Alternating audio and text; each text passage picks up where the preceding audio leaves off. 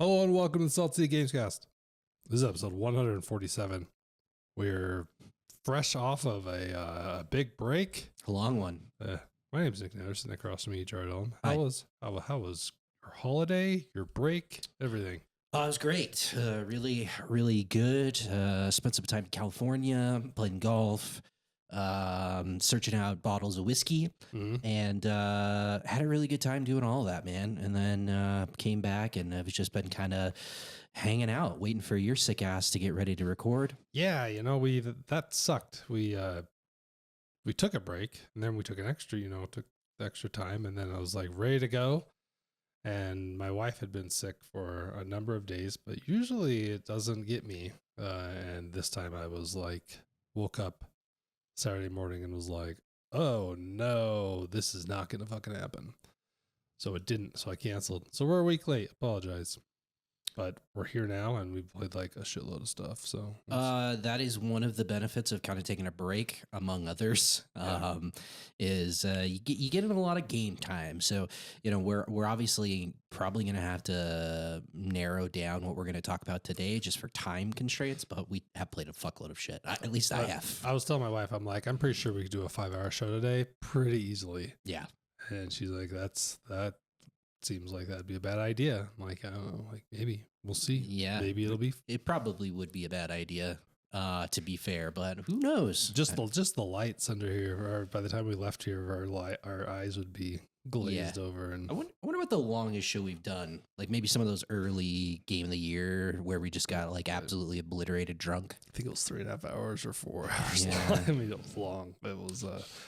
Yeah, that's a big commitment. Thanks for anybody that listened to that. And I'm pretty sure I cut parts of it because it was before video. So, Yeah. I had a pretty good break. Didn't do a whole lot. And that was by design. And that was great. We gave both parents the same gift, both in-laws. And, those, you see them on like the Instagram ads and shit. And it's a bird feeder with a camera, and then when a bird shows up, it like notifies you on your phone, and it tells you what kind of bird it is. You can name the bird, and But you can name the bird? Oh yeah, with the power of AI, it can be like, hey, Frank's back. Is this just like It's a social credit in China? That's like facial recognition? What is this? It's bird recognition software. I don't know. Okay. But anyway, so it was great. There's a lot of bird stuff around my holiday. I'm not really sure why, but we got my in-law that. They were super into it. And then at the same time, we got not an exciting bird feeder, just like you stick it to the outside of our wall. Mm-hmm. And there's just a problem because after a couple days, the birds kind of figure it out. And you're like, cool, you can sit in the front and you can see the birds, and a couple of them come in and eat. And you're like, this is great. Just to give the full information, for the last 7 to 10 years, my neighbor 3 doors down has been feeding the stray cats. And no, and I know where this is going. The cat population in my neighborhood, like the wild feral cats, like there are no mice in my neighborhood. They haven't been here for a while because there's a fuckload of cats. Like I pull out and go to work, and I always like catch them when they're having like their morning meeting. Like they're by the food's not out yet, but they're all waiting. So every morning when I go to work, 4 of them are in this big circle just looking at each other, being like, "You think they're just gonna feed us today?" And it's like, "Probably." And I'm like, "See you later, Roll cats," call. basically. But I'm not joking that there's at least 9 or 10 because we've also seen them fucking, and then there's more. Right. So it's a whole problem. But I got a message from my wife that was like, unfortunately, well, she's like, it's great. We have a bird feeder. We also have a cat feeder, which we did not plan on. And the cats are hiding in the bushes around our bird feeder at any given time. And it's just the situation where it's like, we've kind of just set up this trap for the birds. Like it started with the best of intentions. And now it's just like, get out of here, birds. They're onto you. I'm kind of sad that you don't have the facial recognition one, God. so that when a cat eats it, it's like, Gerald just got fucking eaten. Like a video of a cat just Not Maxine. just mauling them as they're up there. And so, yeah, it's not good, but we still have it up, so I guess it's not too bad. Yeah. So I have a not a bird feeder, but I have a bird house that Lord knows how long it's been in my backyard. Yeah. It's been like pinned to this tree in my backyard. It was there when we bought the house and we never took it down, and the birds use it, right? But because it's so old, and birds have used it for many seasons, the sides of it are starting to like bow out and expand because the birds are just constantly filling it up with like more and more leaves and shit for their nests. You got to go work on it. You got to remodel it. Yeah, I don't care that much. And I'm just like thinking to myself, like, when is the day when this thing is going to burst? Because literally it's wood and the bottoms of it are like bowing out. And if you get up close to it, you can see like nest material coming out through the sides. So it's only a matter of time before it just explodes and babies fall over the place. It's fantastic. I mean, it's kind of horrible if you think about it. And I probably should go out and do it, but like, I just don't care that much. Yeah, for sure. So anyway, that's been really one of the most exciting things that's happened, and we can just sit in our front yard and watch murder happen. So. Yeah, that's not great though. Like the mice are one thing, but like, yeah, cats are just like environmental terrorists, man. They just take things out, and so I don't know. Don't let your cats out if you're a cat owner. Like, I understand feral cats. Like, what are you gonna do about that? It's just the problem is, I mean, there's a reason feeding them's a problem. Like, they're feeding them and they're thriving. Like they're not occasionally feeding them. They are making sure that all these cats thrive in this environment. And it's just it's a bad deal. And then occasionally you see one that gets ran over, and it's like, well, something should be done about these. Someone should probably do something about these cats. But. Yeah, it's a tough one because it's like we've kind of pigeonholed ourselves into this situation where it's like cats thrive when they're let outside, but they're also like really bad to be outside. But then it's like, as an owner, are you doing the wrong thing by not letting them out because they like need it so desperately? I don't know. It's a tough one. I lean towards go and get like one of those scratchers and like, I don't know, a mouse on a string that you can get from the pet store and fucking enrich your cat that way rather than being like, be free. Like, get out there and get after it. Yeah. Bring you back some heinous shit. Yeah. And I also think about like how much I love my dogs, and the idea that like I just let Penny out in the neighborhood for 10 hours at a time, and then like just hope that she comes back, and then one day have to scrape her lifeless body off the street. Like, I would be fucking devastated, dude. Penny can't be trusted supervised in your backyard. I don't know why she would be allowed to be wild. Penny just like would beat up the other dogs into submission and just run a gang of dogs that are all twice her size. But she's just, that's actually, we have like evidence of that because we were in California for a week with my girlfriend's family, and her brother has 2 giant Bernese mountain dogs, and we were all sharing space. They're all like 100+ pound dogs, and like they're lovable goofballs. Like, they're not aggressive or anything like that, but they were interacting for a week, and my girlfriend and I were like, give Penny 2 more days and she would just be running this household, because she was just like bossing them around. Like, they come up and be like, hey, and she'd be like, don't fuck with me, motherfuckers. But most of the Bernese mountain dogs I've met are timid. Yeah, like they are not. And that goes with a lot of really large dogs. Like some Great Danes I've met are just like scared of their own shadow. Yeah. It's kind of interesting, and probably good because they're as big as a grizzly bear. So yeah, it was hilarious though, because, and then there were times where she's very like patrol oriented. So she likes to go around the house and like check all the windows and doors and things like that. And they were just like, the 2 big ones were just like bodyguarding her, like following her around. And then Locke was just like, stay away from me. I want to kill both of you. So that's great. It worked out great, Nick. It sounds fantastic. I will call it a very difficult to find scotch over here Yeah. from Campbelltown. The Springbank 15, which I have not had. I have, I think you had brought me a Springbank 10. Correct. Yeah, this thing's pretty good. I just staple it up with another everything out of Campbelltown is my jam pretty much. And yeah, I could fuck with this. Yeah, I've had a really successful kind of whiskey hunting in the last couple of the last month, I guess. Found some really hard to find bottles. And for a Christmas gift, my girlfriend brought me back 2 bottles of Springbank. And then I found one on my own as well. So, yeah, it's been good. So I've got some pretty hard to find bottles. Springbank is extraordinarily difficult to find. You're not going to just walk into a liquor store and just find this on the shelves. Typically, you got to really seek it out. And so yeah, I mean, Springbank is what got me into Campbelltowns. It was the first one that I had, and ironically, I just randomly pulled a Springbank 10, like having no point of reference for what it even was. Oh, really? Yeah, I had never read about it. I didn't know anything about it. I just saw a bottle of 10 on the shelves, and it was under $100, which is rare for the fucking 10 nowadays because it's blown up in popularity and it's hard to find.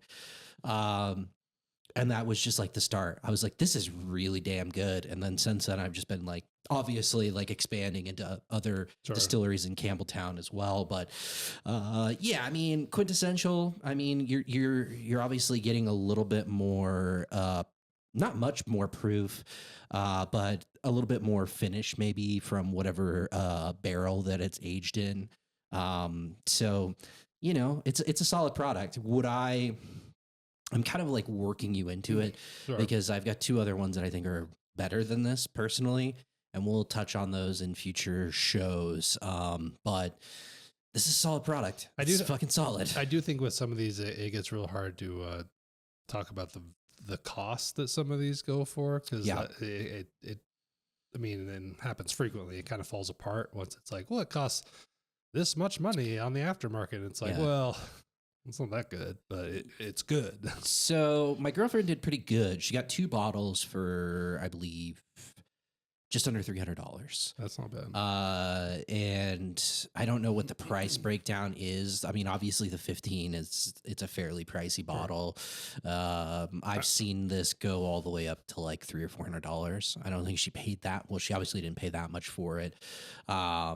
And she just randomly walked into a liquor store that I really like in San Francisco. And the dude was She went in like the morning and he just had a box of Springbank and he was just unloading them. And she was like, I'll take like a few of those. Don't unload it. Just bring that case over here. And the guy was like, oh yeah, this is typical. Like, did you know that it was going to be available today? And she was like, I know, I had no idea. And he's like, yeah, you lucked out because these would have been gone by the end of the day. Damn. So that's cool. People love it. And then I found one in Wendover. Really? Yeah. Just one though. There was only one bottle. At Lee's or where? Lee's, yeah. And passed up on it initially because I was like, I don't know. It was kind of pricey. It was like $210 for that one. And then I got some Christmas gift cards and I was like, well, I know what I'm doing with these. And then picked it up on my way back. It was still there. After I found the fucking honey hole in my parents' neck of the woods, which is surprising. But yeah, most people go to Lee's because it's about, an hour and 30 minutes away from here. It's just across the Utah Nevada border. And it's like a wholesale warehouse type thing. Not a wholesale, they're selling for retail price, but it's like similar to Costco, I guess is the best way to describe it. It's like a big liquor warehouse.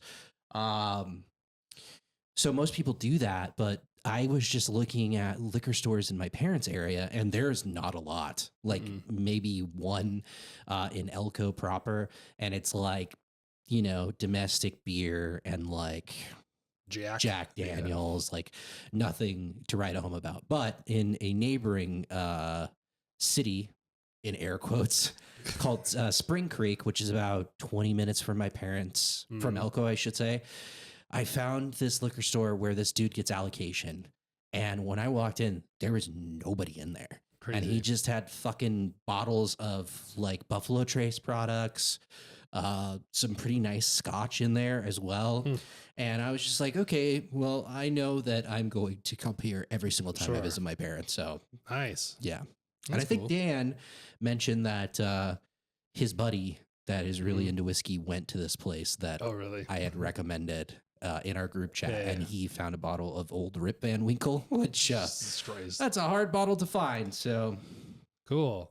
Good times. Well, while we were away, actually just this yesterday, I think Nintendo, after years of speculation, they announced they released like a 2-minute video showing the Switch 2, and pretty.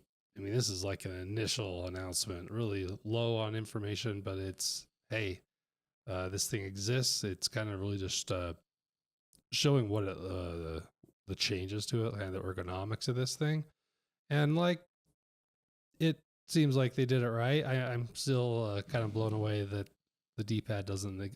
They're still sticking without having a D-pad, which is that's a choice, but whatever. Hopefully, I'll be able to get an aftermarket thing like we did before. hopefully immediately. For sure.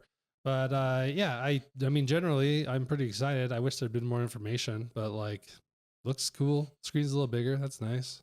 Yeah. It's not OLED, so that's kind of a little bit of a bummer. I'm sure that's the refresh a year later or something. Hopefully it's not that soon, but did they, I mean, I know that was like the scuttlebutt and the rumors, but did they like release the specs for the thing? No, they didn't. So I guess that could be wrong information from A lot of people said that it podcast- was from, not from the OLED. podcast I listened to. So Yeah. but the one, I mean, I would be surprised if they were wrong. Yeah, I mean that's a little bit harder to source, and I don't think that we're really dealing with like supply chain shortages anymore. But that's No. definitely going to elevate the cost of the unit. So I guess it makes sense. It's kind of a bummer because the OLED Switch is a really nice product, and I would like it to just have a more powerful version of what I already have. Those screens pop. I mean, they look really good. They look really nice. So that's a little bit of a bummer, but I mean, generally all good things here. They said it's backwards compatible with Switch games. They needed to do that. I think that's a really kind of exciting thing. Now I just want them to say, hey, these things are natively going to run better. Yeah, really exciting with a big asterisk until we get to April when they get, the press gets a hold of it and we get, release date, launch titles, and also price, Yep. Yeah, I mean, it would make sense if it's backwards compatible. And, in the modern era, we're just talking about computers, you know what I mean? It's just a little computer. So, being able to run the games at a higher frame rate, run them better. I mean, it's a no-brainer. It will be really puzzling if that's not a part of this whole package. I don't know. I mean, I knew just because there's been so many leaks. Like, I think this is the most leaked console that exists. Yeah. And much the same way that like the original Switch, like leading up to the release of that, we saw some images that turned out to be actual images of what the console was going to be. Same thing with this thing. So like I expected it and I knew that it was just going to be another, bigger, better Switch.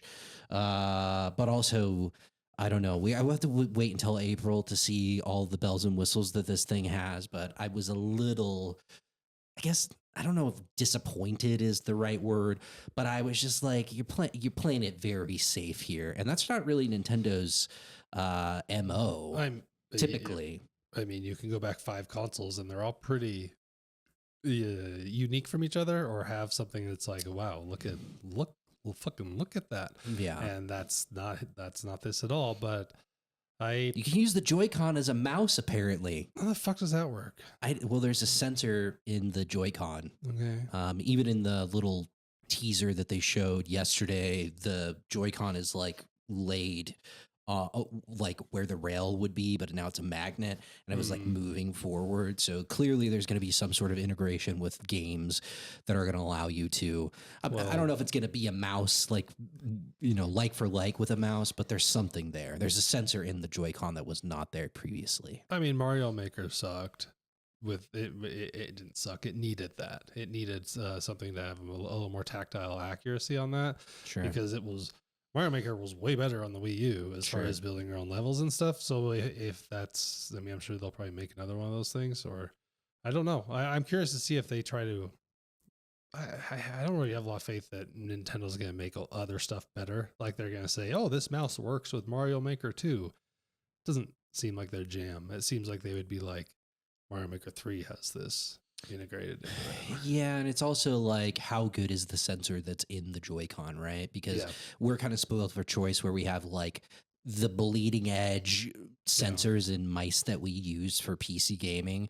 And, you know, for somebody that plays a lot of PC games like us, you know, if that thing is not up to snuff, that could be potentially a really annoying thing, you know? Also, is it on my couch cushion next to me? Like, where exactly am I using this thing?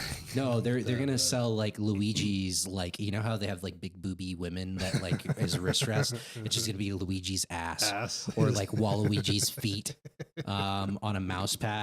Okay. It's a whole blooming market, Nick. They would make a lot of money. They sure would. Would I buy one? You goddamn right I would. The only game they showed, which they didn't talk about, they just showed that Mario Kart exists, and that's kind of a no-brainer. I believe that's their highest selling franchise by a considerable margin. So I guess that's going to be at launch. I guess that probably should be exciting for me, because I bet my daughter and I will play that plenty of that. Yeah. But I not. I mean, I don't get too excited about Mario Kart, not Mario Party. Sorry, did I say Mario? I don't know. I don't remember. So anyway, Mario Kart. But anyway, it's just hard to imagine me playing much Mario Kart and being like, they've done it. I'm hooked. Well, Nintendo's kind of running into this situation with a couple of their IPs. Like the two that come off the top of my head is Mario Kart and then Smash Brothers, right? Where 8 was just obviously on the Switch was like an upscaled, better version of the game that was on the Wii U. Yep. And they literally over time through DLC added everything that was available virtually. It's like the into ultimate the game. Mario Kart. Right. So it's like, where do you go from there? And then it's the same thing with Smash, where it's like, what characters aren't in this game? You gotta make new ones. Yeah, exactly. And so like for those two franchises and also Sakurai in relation to fucking Smash seems like he is like one game away from lurching himself off of a subway platform in Tokyo because he's so fucking stressed. It felt like the last one was the ultimate. I mean, I think it's called Ultimate. But it's called Smash Ultimate. So I don't know about that. And maybe we don't see another Smash for a while, but it makes sense. But they will sell a bajillion copies of Mario Kart. I just want something. That's not what I want to be excited about on day one. Mario Kart's a good time. I mean, it's a good time. Yes. I'm not a huge fan of it either. I'm not going to like go online. Well, I might do a little bit of online racing, but like it's not a huge draw for me either. But yeah, I'm struggling to think of when the last bad Mario Kart game came out. I think most people are if you're not nostalgic, people are not happy about Donkey or 64. I really love 64. I do too, but I've read some articles recently that's like y'all have rose-colored glasses on. That one sucks. So I don't know. Yeah, well, those first two were like, outside of Mode 7 on the SNES, being a really cool piece of tech at the time, that game is also pretty rough around the edges. Yeah, you can get the feather and just put yourself into the water in the middle area when you're fighting each other. And no one can hurt you unless they get a feather. A lot of fond memories doing the balloon duels in both 64 and the SNES version. Probably more so for the SNES version. But yeah, I mean, there has been a leaked list of games that will be supposedly launching, and there are, with the improved, processing power of this console, it opens up them to, put some games that were previously not possible on the Switch out. Yeah. So for like, probably not. Did I see Red Dead? Yeah, Red Dead Redemption 2 was listed in the leaks. Just you know, it allows also there. I saw a list that listed Halo coming out for it, which there is rumors that Halo is going to be released for the PlayStation 5 at some point in 2025. So like, Sure, fuck it. yeah, Do it. sure. But you know, for somebody that maybe hasn't played those games in the past and want those portably, like, cool. Yeah. Sure. I guess. No, absolutely. I just want tell me the games. Tell me what I can play. I just hope that there's 3 first party titles. There'll probably be 4. I think that's the sweet spot. There's going to be some like Dumb shit. 1-2 switch. exactly 1-2 click. There's going to be something that's going to utilize whatever new features that are here, and then there's probably going to be in my hope is obviously Mario Kart. That seems like a lock. You know, highly rumored 3D Mario, which yes, I love Odyssey. So like, give me more of something with a unique hook. Yes, no brainer there. And then Metroid. Like, I don't think there's any way that that console launches with a 3D Mario and a Mario Kart. you don't think so? No, Why? I don't think they do it. I don't think they would launch 2 huge Mario. I don't know. I don't know. I'd be surprised. Mario will be the next spring or something. Maybe. I don't know. I mean, I- I'm trying to think back of like previous. I wish we had a list. I wish we had a producer. Yeah, we. Craig, pull that up for us. Yeah, and like they do on the shows, and then he's like always on a mic, and no one knows, and he was just like, "Yeah, I got it right here, guys. I got it pulled up." And it's like, "Oh, great." Yeah, so, Oh, thanks. where'd So you then come from? Then we Yeah, both fuck. look up at a giant screen, Yeah. a $3,000 Yeah, screen, like- and we're like, "Oh yeah, we're morons." Like, thanks, yeah. Todd. Yeah, Yeah. his name's Craig, Nick, Okay. not Todd. Anyway, anyways, I don't know. I mean, it's exciting. It's exciting for first party titles. That's really all I care about when it comes to this kind of stuff. And so yeah, we'll see. I'm gonna say I think it's Fire Emblem. It's been a while. You think they're gonna launch with a Fire Emblem? Maybe. And it has not been that long. Or maybe I think it's been a while. I mean, when was the last Fire Emblem? 2 years ago? Maybe. I don't think so. I don't think that Fire Emblem, unfortunately, I mean, I think it should. I don't think it has the enough pull, especially in the West. Like, Sure. and in this like merged like one global market that we're now in with video games, like maybe if it was like not region free and the Japanese were going to get it, maybe that would be a pull because it's more popular in Asia. But yeah, I don't think that one's going to be a launch title. I look, give me Mario Kart and fucking Metroid Prime 4. Like, come on. Yeah. They showed that thing off. It's not coming out on the regular Switch. I mean, it probably will come out on the regular Switch, like downgraded. Sure. But we've already seen gameplay. Yep. You know, put that thing out. Yep. Day and date. Fuck, man. I would be so happy. Yeah, that would be pretty exciting. I was a little bummed. I thought that I didn't realize because they listed the date at the end of the trailer and it was like April 2nd, but that's not a release date. That's a we're going to tell you more information date. That's probably going to be like here. We're going to give these like press kits out. Yep. Press is going to get a hold of it. And then we'll probably get price, release date, launch titles that are coming out with it in April. And then I'm guessing it's probably going to be 2 to 3 months after that. So July, maybe that we see like the thing actually come on, hit store shelves. That would be a little weird. The middle of the summer release if they do July. And I don't where It's either that or holiday. That's what I'm kind of going back and forth in my head. I don't think it's before July if you're just going to announce the games and stuff the 1st of April, and they've scheduled all these events like that go for 2 months. Right. Like so then it's like, okay. Do you really need that much time though to like get ready for pre-orders and things like that? Like the way that the world works now, I think 2 to 3 months, it's perfect. If I had to bet, I bet it's going to be summer. Okay. I think it's coming out in the summer. $400. Yeah, I think it'll be $399. That's what I've figured. That's probably the spot. Yeah. I'd be surprised if it was more.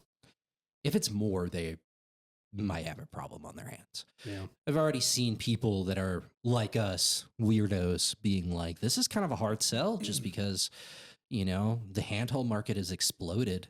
Yep. And it's like you've got all these nice, potentially better performing handhelds out there.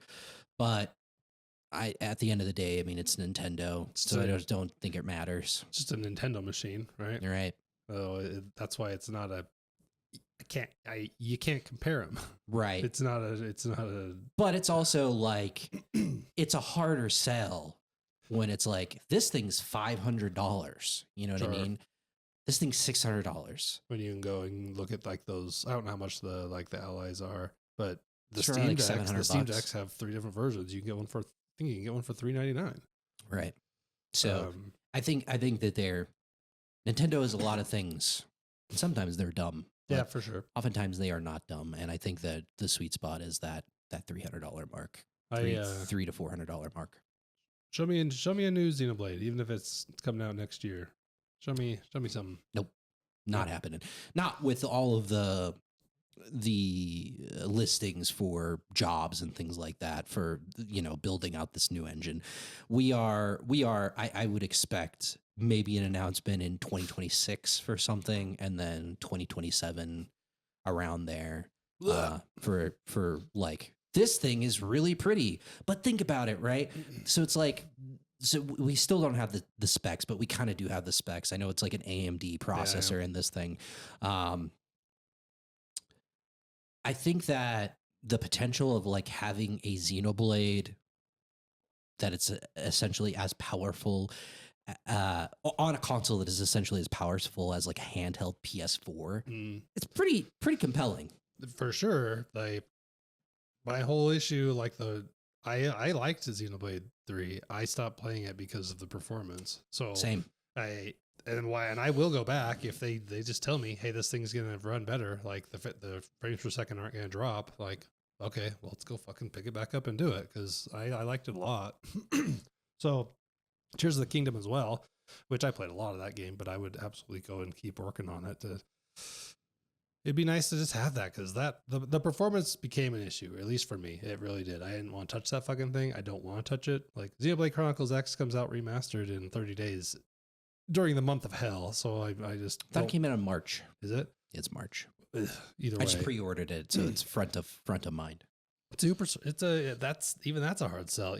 But that is a Wii U game, so maybe that's gonna be okay. People are really stoked because apparently they have updated the UI, which I don't know anything about the UI, but that's a point of contention. It's very hard to read certain text, and apparently they've fixed that. So yeah, we'll see.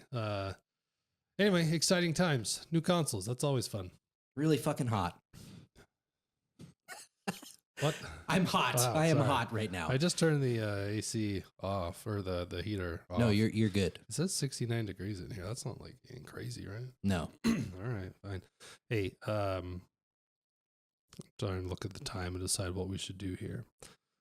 Let's do. We need to come back and talk about Marvel Rivals. Before the holiday, we played it briefly. I think only one evening. And we came on here and we're pretty down on it generally. We definitely, we hadn't gotten deep into the game, but we were not positive on the game. And then there's a lot of fanfare, and a lot of people were like, hey, we really like this. And at a certain point, you and I were texting, and you're like, yeah, maybe we got to relook at this thing just to see, like, what is there something here? So we went back, and I have played a lot of it. I maxed out the first battle pass, and I have the second one. And what happened is I have found some characters that I can play, and I have found some characters that I think are pretty good. They just so happen to mimic or match some characters that I really liked in Overwatch, so it's kind of a no-brainer. But that's my playstyle, so that makes sense. But I am having fun with that game. I don't know that it's still a little rough around the edges. I feel like it's not polished as quite like Overwatch, but it's a good time. It's fun, and I'm kind of having more fun with it as I learn the characters a little more. And they are pretty frequently releasing new ones. So I think it's one every month and a half, apparently. Yeah. Which seems like a lot. I don't know how they're going to balance this game, and there could be concerns down the road that this thing just ends up like the Wild fucking West because of how quickly the landscape is changing. But I'm having a good time. I'm playing it quite a bit. I've gotten pretty fucking good with Mantis, which is a character I don't really like, within the She's Guardians in the Galaxy, yes, right? Within within the universe. That's not the one that's like, I got a poster of her on my wall. It's like kind of just a weird character that I've never jived with. But you're a fucking married man with children. You should not have Marvel character posters on your wall under any circumstance. Wait, well, what if I'm really into it?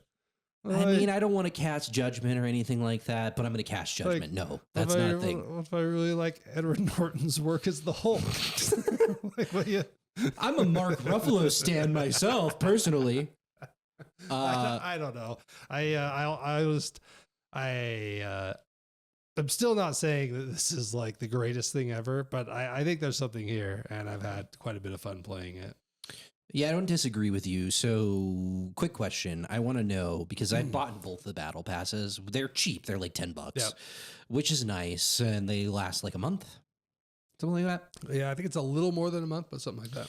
Can you go back and acquire items from previous battle passes? I believe so. Okay, how do you do that? I don't know, because I maxed mine out and I haven't tried to look. I've scoured the menus because I bought the last PlayStation that we played, the new battle pass had just released. And I bought that because I'm an idiot. And then I was like, well, you got off. And I was like, okay, we played some competitive, and like, it's definitely got some legs, I would say. I generally agree with you. So I was like, okay, well, I'm going to play some pubs, and I'm just going to like try different characters, because I've gravitated towards Cap and Captain America, and everyone that is like creating tier lists and things like that is like Captain America is the worst character in the game, like maybe the worst character in the game. And so I'm like, well, I got to find a meta character that I gravitate towards. And I've really struggled to find a character that I like more than Captain America. Which is a problem. Sure. Because when we immediately when we got into competitive, it got real. I realized, like, okay, there's some serious deficiencies here for his kit of being this like kind of backline, pounce in, pounce out. He just doesn't have the utility to actually take enemies out by himself. Yeah. He needs like a lot of help, and that doesn't really jive with his kit of being that, divey character that gets in, gets out. And so I messed around with like a bunch of different characters, and I could not. I played, I don't know, maybe like 2 hours more after you got off the last time we played, and I just like every character. I was just like, I don't like this character for one reason or another, right? And I generally like to play tanks in these games. Yeah. What's that new Fantastic Four dude? Mr. Fantastic. Is he a tank, or is he's an attacker? I haven't played him yet. He is okay. I played a little bit of him. He's all right, but he's got some glaring holes. And that's one of the things that I think that kind of is like across the board with a lot of these characters. I think that they have glaring holes. And I think, and I'm no expert, but I would venture to guess that, and this might not be like a no-brainer statement, but I think that these characters are so heavily reliant on teamwork in a way that maybe I did not see in Overwatch. Obviously, Overwatch is a team-centric game, and you synergizing with your team is going to net you the best results. But Roadhog can... It feels pretty good to kind of go like rogue, so to speak, as long as you like have situational awareness and know where your team is at any given point in time. Sure.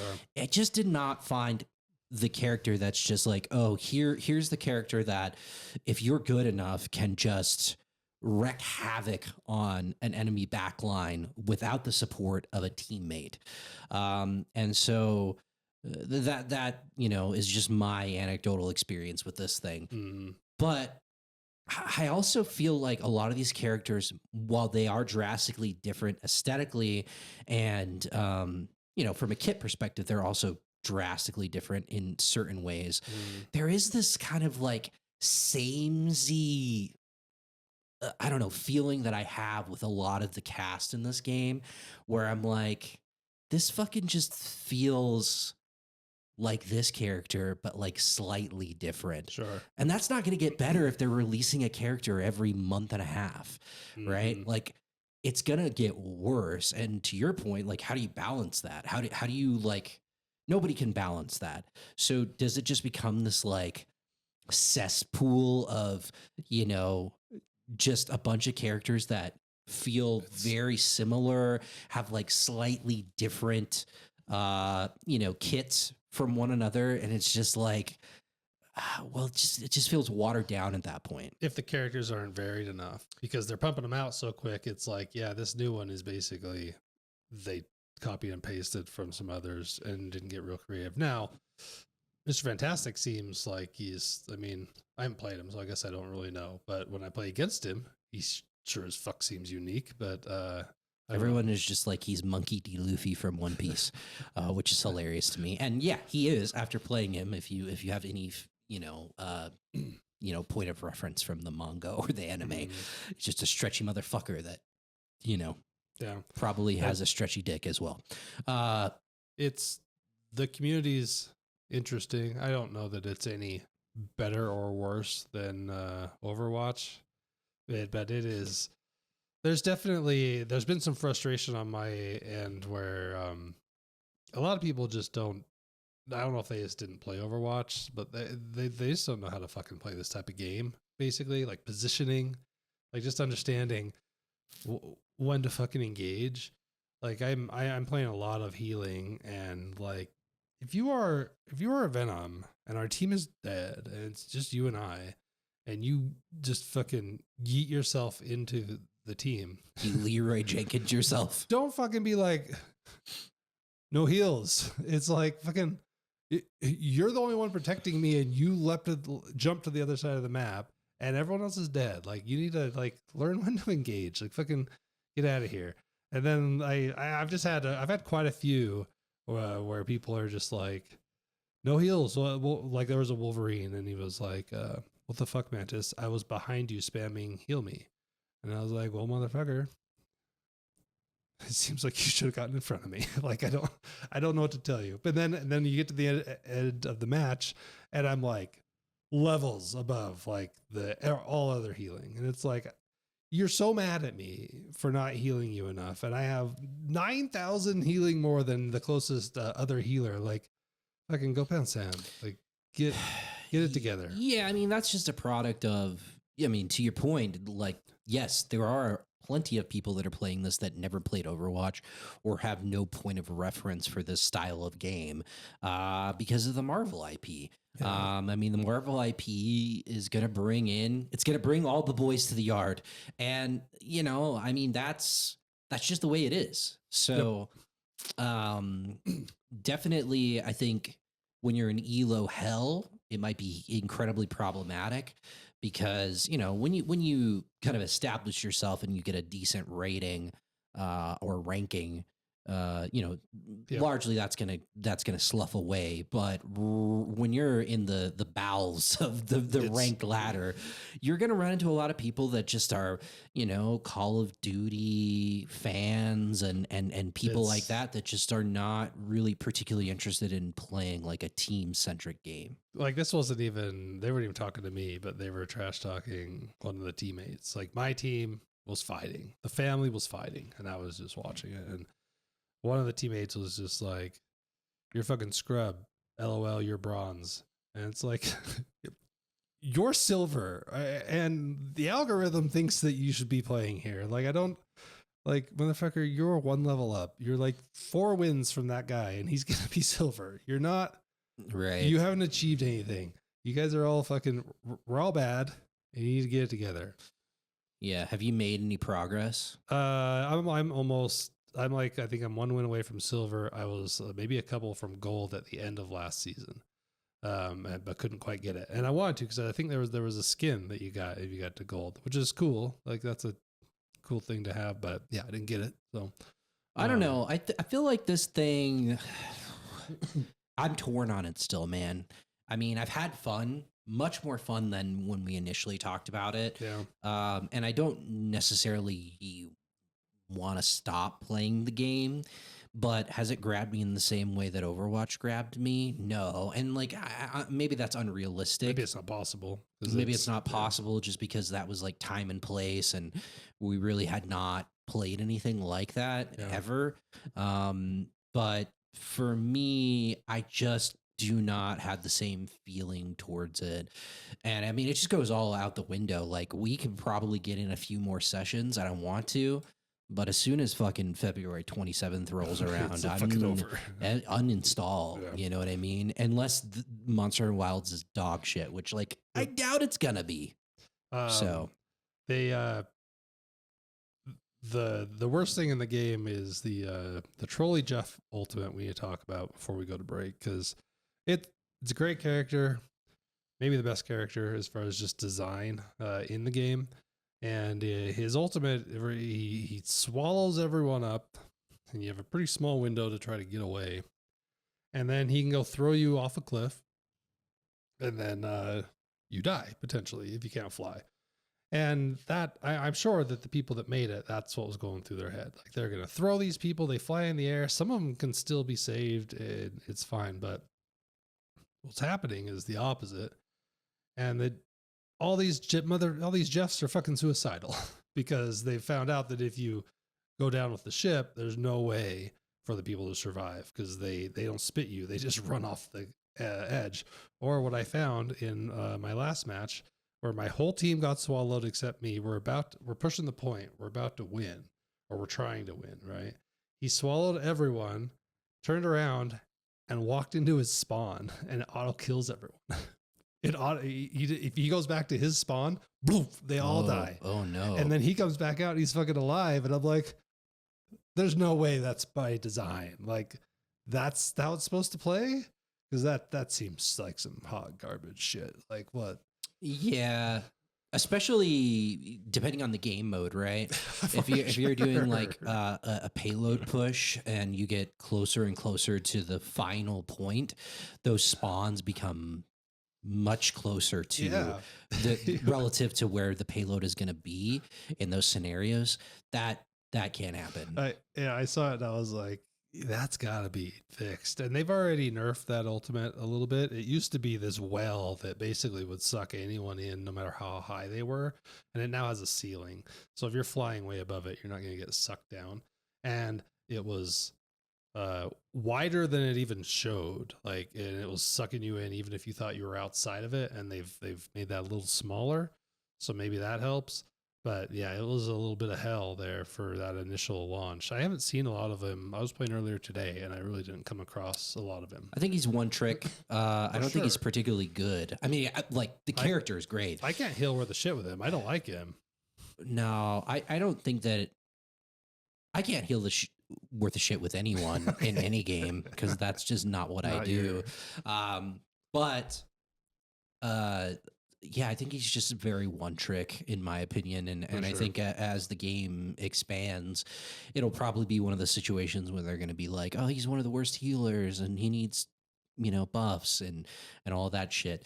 But that alt is infuriating. That's another thing that I think is like, it's kind of funny that it also eats your allies.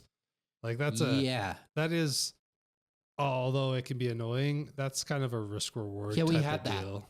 Yeah, we had that situation where you swallowed me, and I was just like cursing, motherfucker!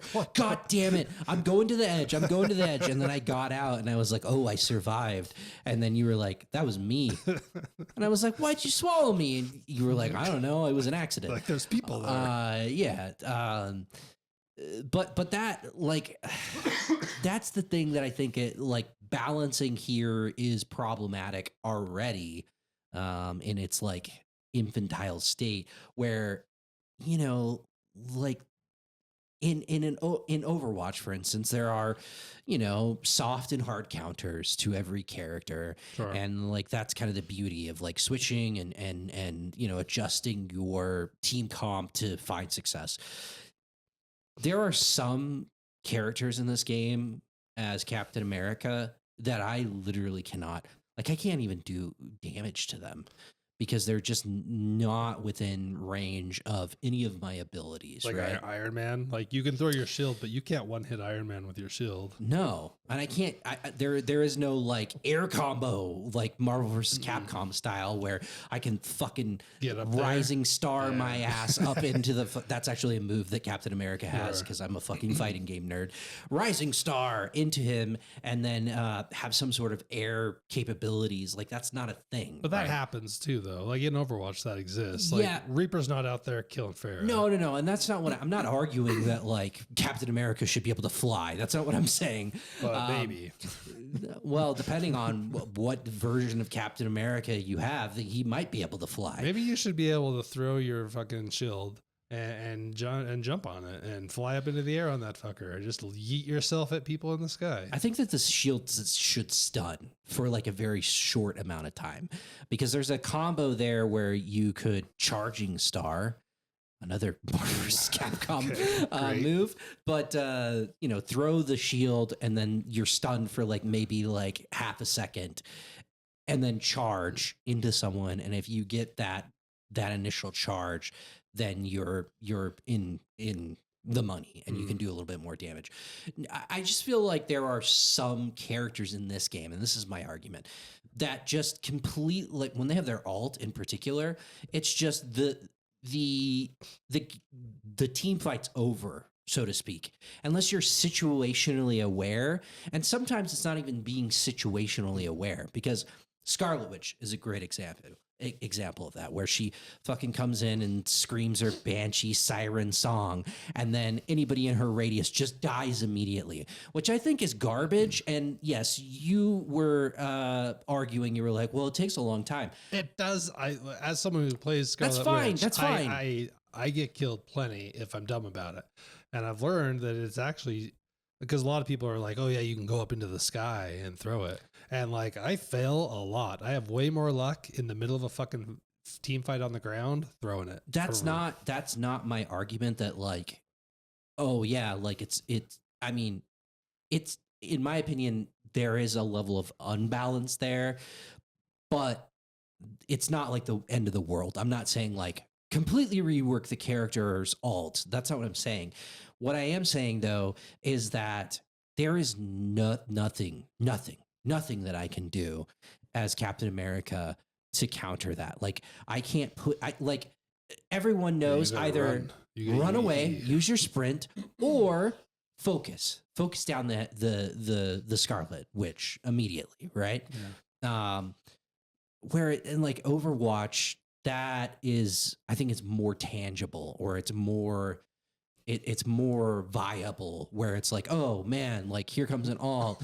We all know what to do. Let's handle this shit. And if you're working with a good team, you can largely mitigate most alts in the game. Whereas it feels like some of the alts here are just like run away or you die unless you're like a specific kind of character. And Iron Man's the same. I mean, his fucking pulse is effectively the same as Scarlet Witch's. Like that thing will melt everyone it hits pretty easily. I just feel like there should be like, in a perfect world, there should be like a logical counter to every character, like tug and pull type shit. And I know that's incredibly difficult to do. And there are some examples in Overwatch that you could say, well, there isn't really a hard counter here for this character's ult if you're playing as this character. It just seems, I mean, I don't really much more egregious here. But I think there's a whole lot of counters all over the place, though. There are. I mean, like there are counters. A Black Widow and Punisher exist. And, no, I'm not saying Iron Man and Scarlet get melted by them. Yeah, there are counters, but I'm just saying for certain characters there is no option other than to run away. Captain America's not countering anybody. Like he's not. He's well, going after, it's not even Captain America. Like the other character that I played is Venom. There's really no counter to her alt there either. I mean, the list goes on and on and on, right? And that's my big, not necessarily criticism, but this would be something that I would like to see them tweak and fix. I don't think an instant death is really acceptable either.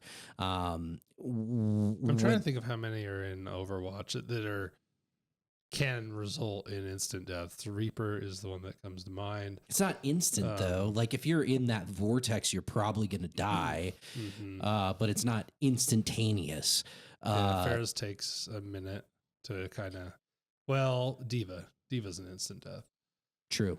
Diva is an instant death. You got to be a fucking.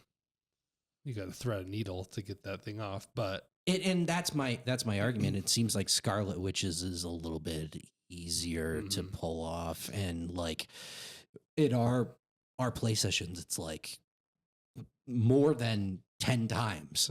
You hear that fucking Scarlet screech, Witch and you're like, no. Kills half of the team. Yeah, and it's just like, God damn it, dude. Yeah, for sure. This sucks. Somebody hook this bitch. Like fucking throw a hook out and take her out.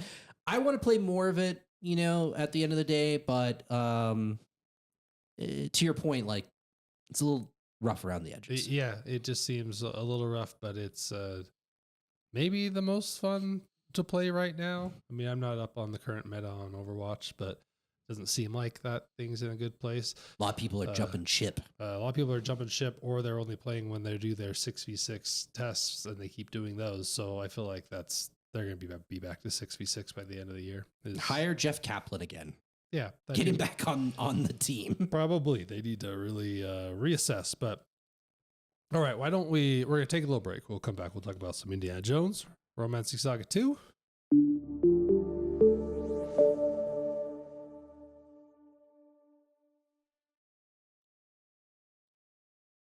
Okay. We're back at it. We're getting into the thick of it. This was Jared's throwing his phone at me. Oh, that's a good can. Yeah, it's a good can. We need that beer on here so that the people on the TV would know. We have people in Colorado. If you can find us, Avery Brewing, which I think is out of like Fort Collins or Boulder. If you can find us like a 6er or a 12-pack of Maharaja IPA, Imperial IPA, send it to us. Please put it in a box and send it to us. You know who you are. Yeah. And you will be rewarded handsomely. Not that you haven't been rewarded handsomely already. But just get you ungrateful fucking asshole. Figure it out. Get it going. Yes. So it gets a little awkward when big games come out in December. One, because the Game Awards, which are becoming bigger and bigger, I guess, happen in December. I'm still mad about it. I'm always gonna be mad that they just happen during the year that they're celebrating. I'm never not going to be mad about it. Makes no sense in relation to this one in particular. It's just delay it until 2025 for sure, because it missed a lot of fanfare. We're talking about Indiana Jones and the Great Circle. Yeah. And this thing's Machine Games. This thing I should play it all written all over it. I really like that studio with what they've done with Wolfenstein. But I've not played it. I made a tactical decision. Basically, I really sat down and said, what fucking, I got some time. What am I going to play? So I unfortunately have not played it yet. I really intend to, because I really think it's going to be my jam as someone who likes Dishonored. And I think a lot of people that like Dishonored have said, hey, there's some shit here that is kind of for you. But luckily you've played the game and you can tell me. Yeah, I finished it. Do I need to fucking get to it? I think so. Yeah. I think it's worth it. Yeah. A long, long time ago now that I finished Indiana Jones and the 3 Great weeks Circle. ago. Yeah, probably closer to a month ago. Damn. At this point in time. But yeah, 100% agree. I think that, obviously Xbox pushed this, and I'm sure Bethesda was not particularly stoked About the release date. Yeah, because it just doesn't make any sense. I mean, you're completely invalidated from the Game Awards, which like that's another argument in itself where the timing and the date for the Game Awards is puzzling to me. I feel like it should be later in December than it is, but like I'm sure that there are many reasons why it's early in December, but if you want to be taken seriously, that's not when it occurs. The Emmys for 2024 don't occur in December of 2024. Right. So if you want to be taken seriously, eventually you can fucking move it. And it needs to be in February. Like, yeah, for sure. I think that's the smart move. And then, you don't have these situations where Indiana Jones is just kind of snubbed, because I feel like the overall quality of the game, it definitely should have been in contention for Game of the Year. I'm not saying that it should have won Game of the Year, but it definitely should have been, a candidate for Game of the Year, in my opinion. And so it's kind of a weird situation, but it is what it is. They released it, and I think the game's pretty good. I think it's pretty fucking good. So yeah, Machine Games is really known for some very solid writing, I would say. When I think all about the way back to Reddick, I think they made a Butcher Bay or something. Yeah, I didn't play Escape that from Butcher Bay. I didn't play that one, but at the time, people were like, "This is legit." I played it briefly. That's going way back. That's like original Xbox, PlayStation 2, right? Yeah.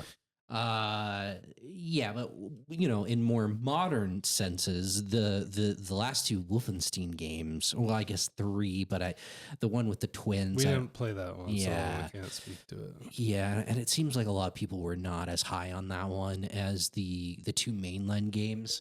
But those games have fantastic writing, and they have fantastic characters, and some of the best villains that I can think of in modern video games. With crazy how well Hitler plays. Well, Hitler is like, I mean, yes, he's the main baddie, Sure. and there's some fantastic fucking when he shows scenes up, with Hitler in the second game.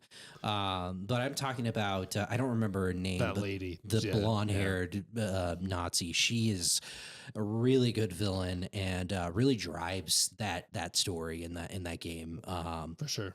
And so coming into this, like, that's what I was expecting, and this thing delivers in spades from that perspective. I think the writing is fantastic here, and it really has to be if you want to kind of emulate what an Indiana Jones movie is good for a lot of people. And it's that quippy kind of like humor filled dialogue with this like power fantasy individual. It's not just an action movie. No, not at all. It always had an additional layer there for people to really dive in and be like, no, this isn't just like a one-off action film. That, like, you can really enjoy getting to know Indiana and his dad and the quirks they have. Like, there's payoffs throughout those movies. Maybe not on the most recent ones, but that original trilogy.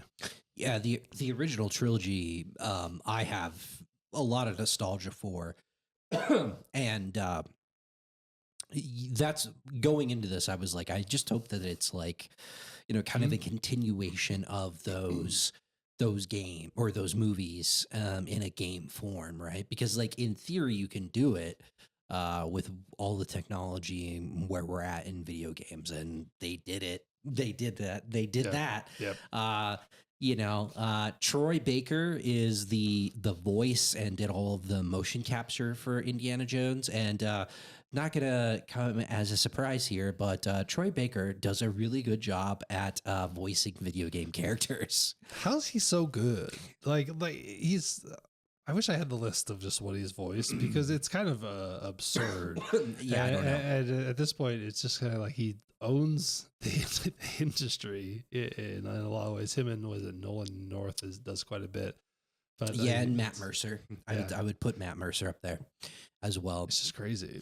Yeah, no, he's insane, dude. And I watched like a little behind the scenes snippet or interview with Troy Baker about this.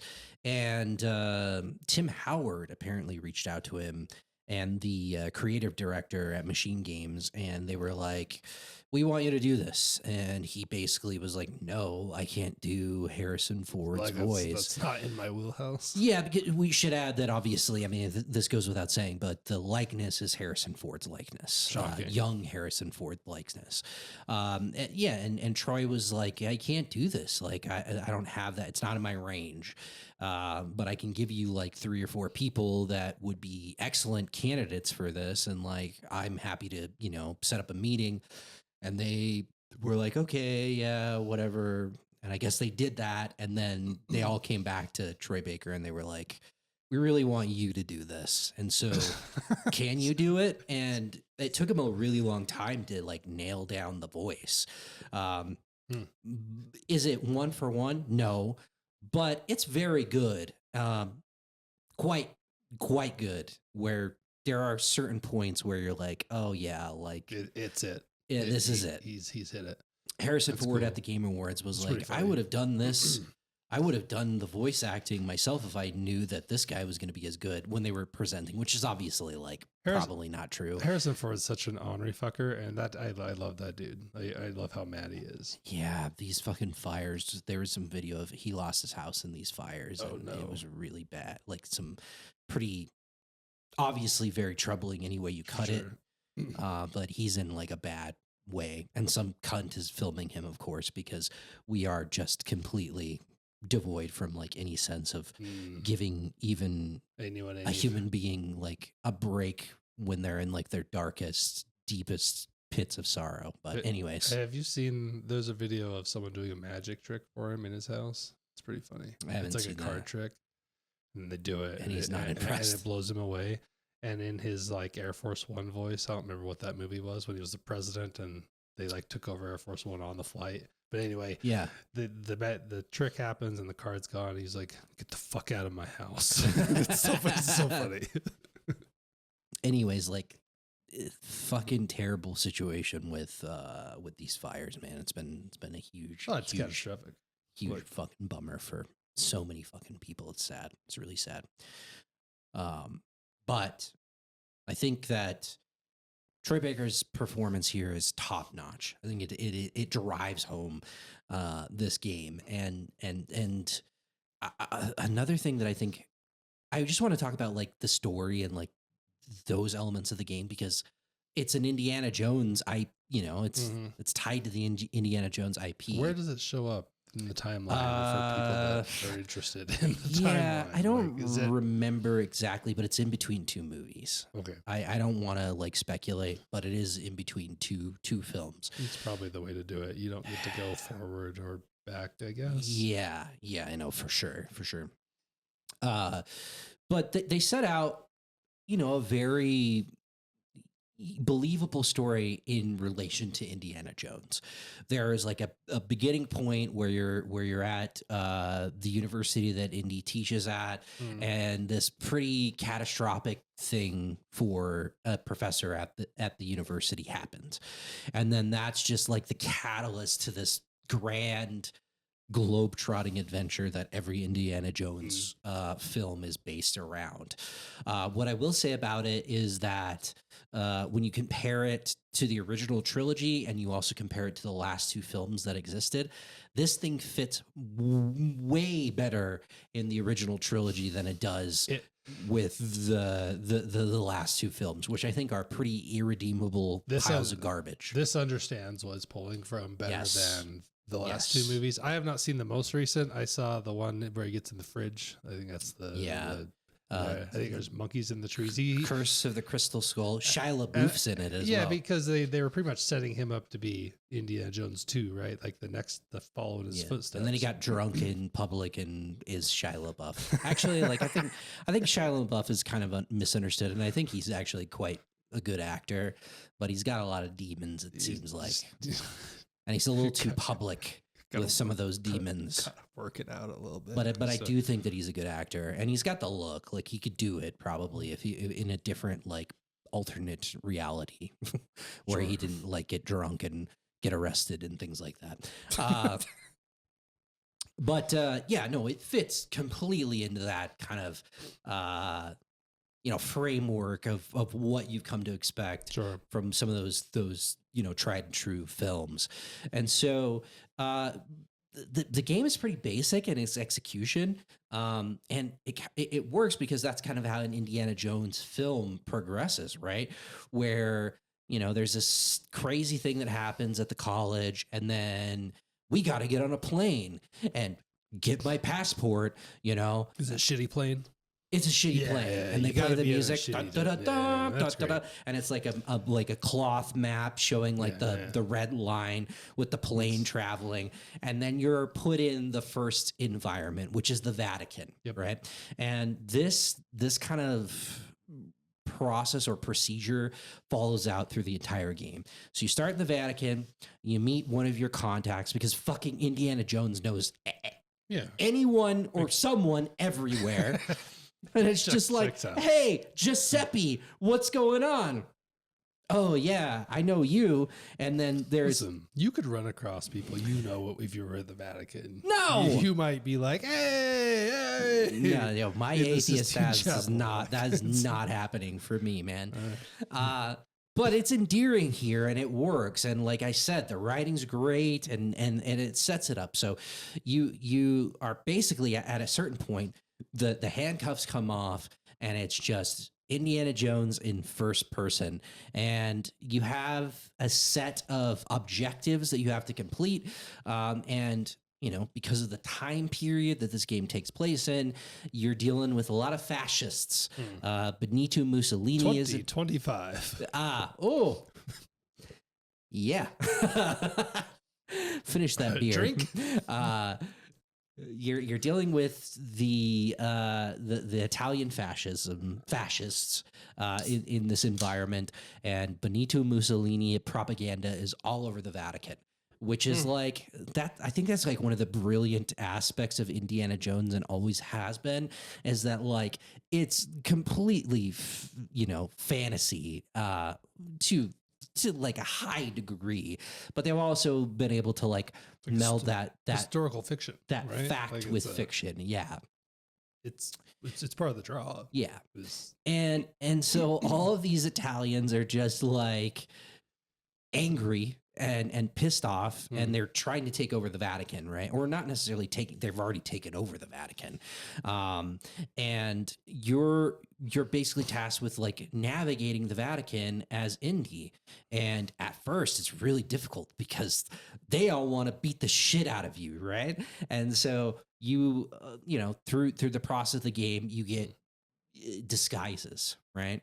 And that's a through line with this game, is you'll get like a number of disguises that allows you to traverse the environments stress free, and that's key. Yeah. And depending on the environment, exactly. When we were talking about the Game of the Year podcast, you were like, it's like Dishonored. I think it's more, it elicited more Hitman in me than anything else, right? So it's these really large or fairly large open environments, and you've got a lot of objectives that you have to kind of tackle, but how you do it is really up to you. And sometimes it is as simple as, okay, well, I'm going to put on this disguise, and this is going to allow me to sneak past these guards and get to where I need to go. It gets a little bit more elaborate the further you get in the game, and creative. But by and large, like the gameplay loop is that, right? Like, sure, you start out, you feel kind of naked in an environment. It's kind of difficult, but it's curated, right? Like do you keep these disguises? So can you swap not from environment to environment, but you can travel freely. Yeah, you keep it. Like, are you switching? But you're switching disguises within the Vatican from priest to fascist or whatever. Yeah, and you can go between, like you can, if you need to. Yeah, but you got to hide behind like a box. If you try to do it in the open environment, Indy will be like, I should probably find a place to hide and change. I should have hired you. Oh yeah, I sound great. And so that's kind of how it works. And each environment will kind of more or less will allow you to find these costumes that allow you to navigate areas that you couldn't otherwise navigate. But you're going from place to place in this game with these disguises, and you're solving puzzles, and you're piecing together the story of why this bad thing happened at the college, right? And it's all tied to religion, very heavily tied to religion, which like most Indiana Jones, movies are.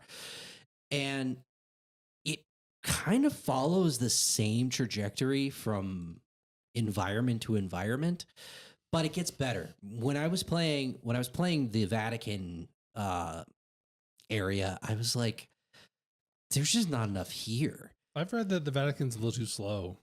It kind of sucks. Yeah. It's the weakest part of the game. Which is unfortunate because it's the first. Yeah, so you kind of have to get through that. But then you get through the Vatican, you meet the love interest, which there's always a love interest with Indiana Jones. Her name is Gina. She's an Italian reporter that's looking for her sister that has like significance to the story. And I think she sucks. I don't like Gina very much. It's all fine. She's like, and this is gonna like vary from person to person. I just found her grating, and I was just like, Indiana, don't you dare kiss her. Don't you fucking dare get involved with her. She's trouble. Yeah.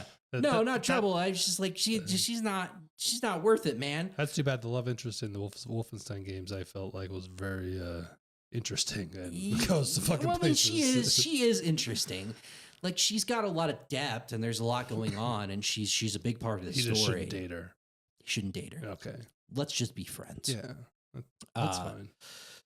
But once you get out of the Vatican, then you go to Egypt, and that's really when the game opens up, because you're at the Great Pyramids and the Sphinx and all that shit.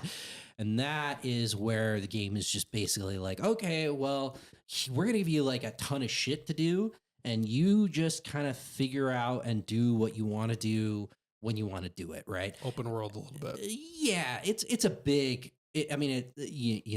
because you're traversing from one continent to another, that it's not like this self-contained, open world, but you can travel back to previous environments. And that's something that's important for a completionist like myself, where you can just hop on a fucking puddle jumper, I guess, or like maybe not a puddle jumper, but like a primitive plane, and fly your ass back to the Vatican to figure out all the things that you weren't able to figure out before. They should have been fun with it. And like, you should always travel to your first place in your little rinky dinky plane that you're usually in. And then whenever you travel back, you should just be in a fucking Airbus, like a full on 747 in first class, smoking. Cause you could smoke in planes back then. Yeah. Yeah. Which I just want to smoke in a plane once.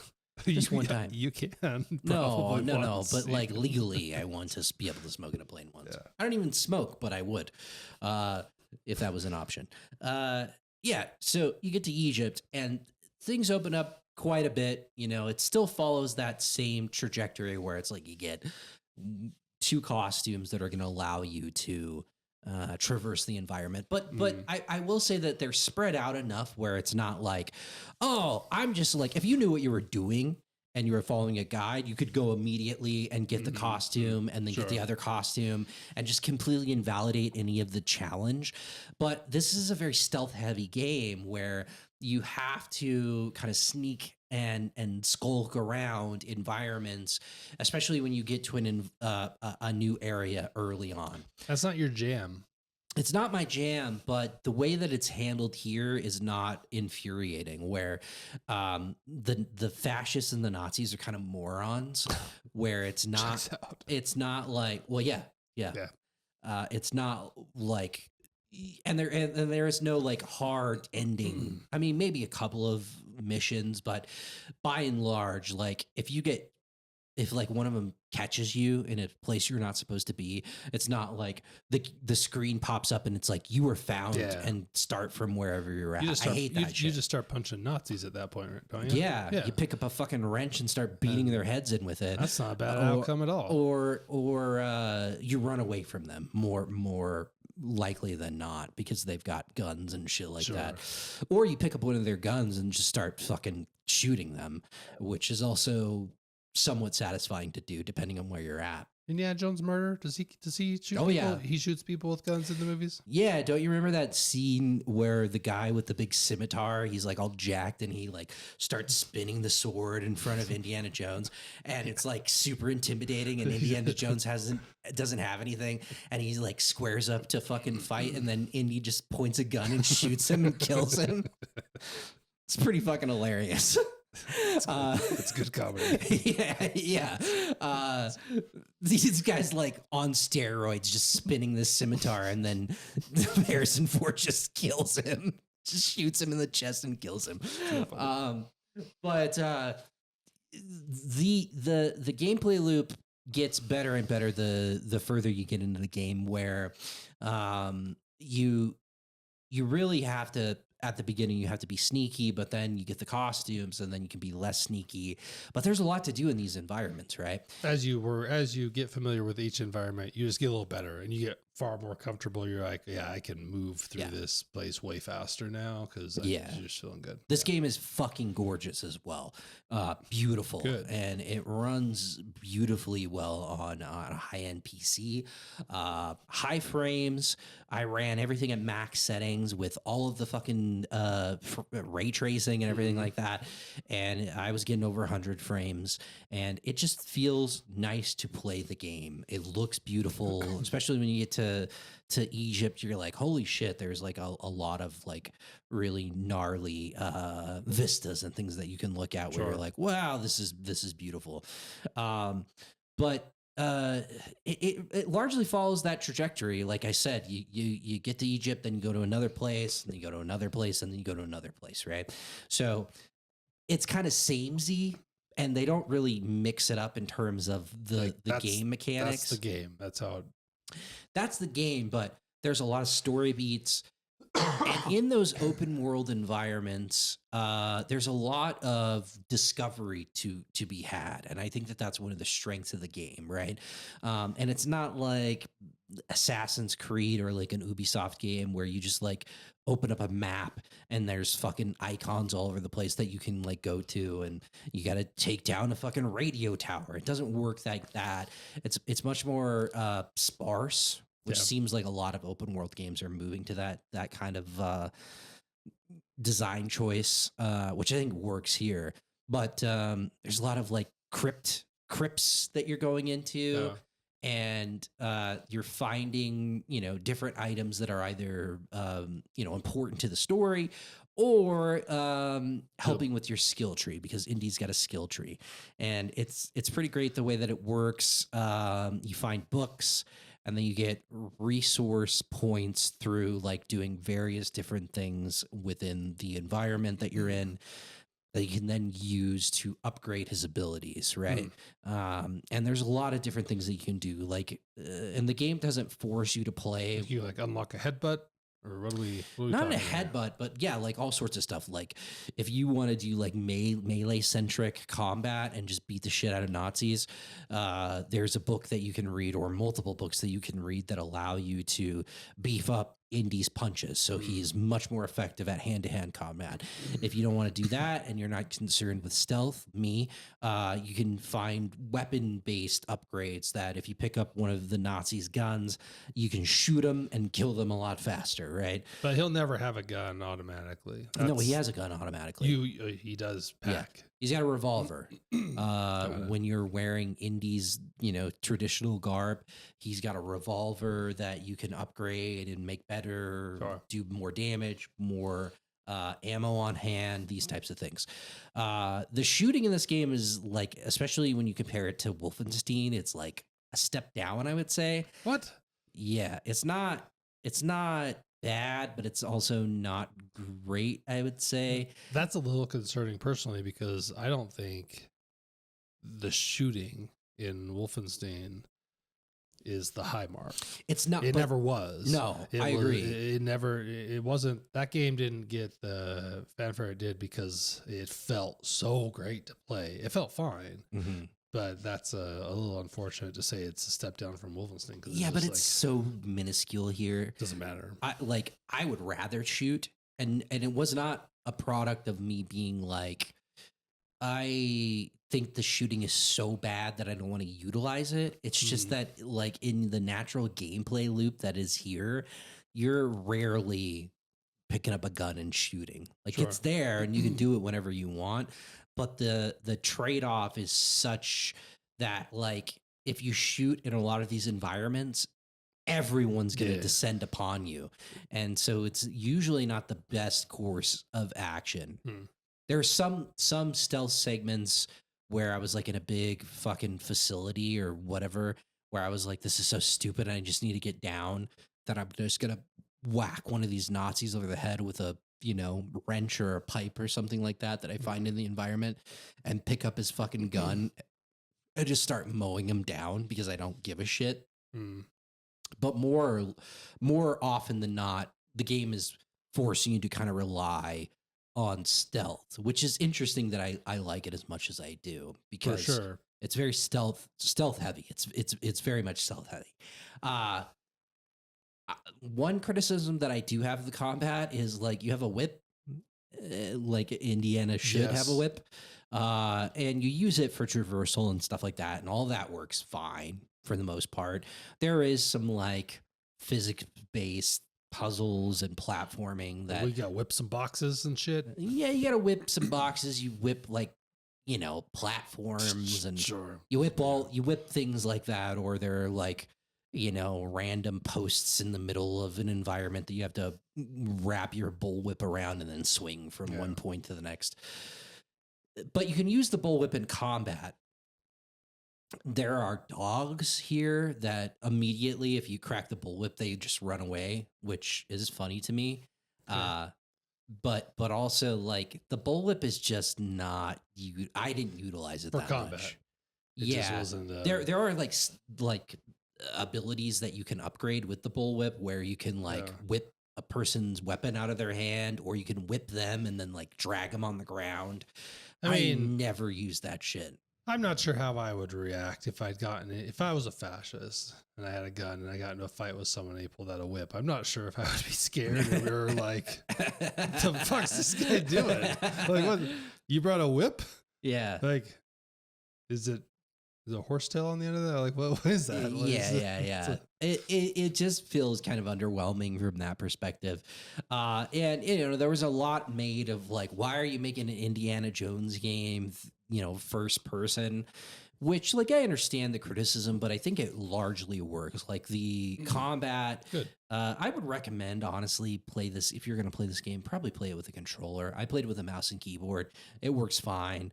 But, like, there were points in it where I was just like, I think that I'm just kind of handicapping myself here. I feel like this game is more designed to be played on a controller. And it's not a shooter, so you're not really getting enough benefit from using it. And that was my thought process, where I was just like, oh, okay, well, it's a first-person game. I'm going to use a mouse and keyboard. But I don't know. I never tried the controller, because when I don't want to say got frustrated, but was just like, maybe it's better on a controller, I was so far in that I was like, I don't want to switch, right? But so combat's fine. It does what it needs to do. Largely, it's hand-to-hand combat, and I think that the hand-to-hand combat's pretty good. It's, like, crunchy, and they did a good job. Feels good. It feels pretty good. Yeah. It's not super complex. You got to parry, you got to dodge, and you can charge up your punches. That's pretty much all it is. Sure. That's secondary, though. The story here is front and center. The acting here is front and center, and all that's really, really good. And the environments get cooler and cooler the further you get into the game. Egypt is just the tip of the spear when it comes to some of the environments that you get further into the game that are very cool. The good story payoff, then, like, as far as when this thing wraps up, you're like, hey, that was Yeah, no, it's cool. Like, at first, you have to have like a little bit of tolerance for like religiosity bullshit, Mhm. in my opinion. But if you can get past that, which it's like, if you like Indiana Jones, you probably are You want to past that define anyways. religiosity bullshit just for I don't know. Well, like we'll use previous movies, like you find the Holy Grail. They find the Holy Grail in one, the Ark of the Covenant, like that kind of shit. Sure. Where it's like okay, relics. And yeah, like religious relics. This one finds maybe one of the most important religious relics. The villain here is incredible. He's so good. Like he's my favorite part of this game. There's some really great moments with the villain in this game.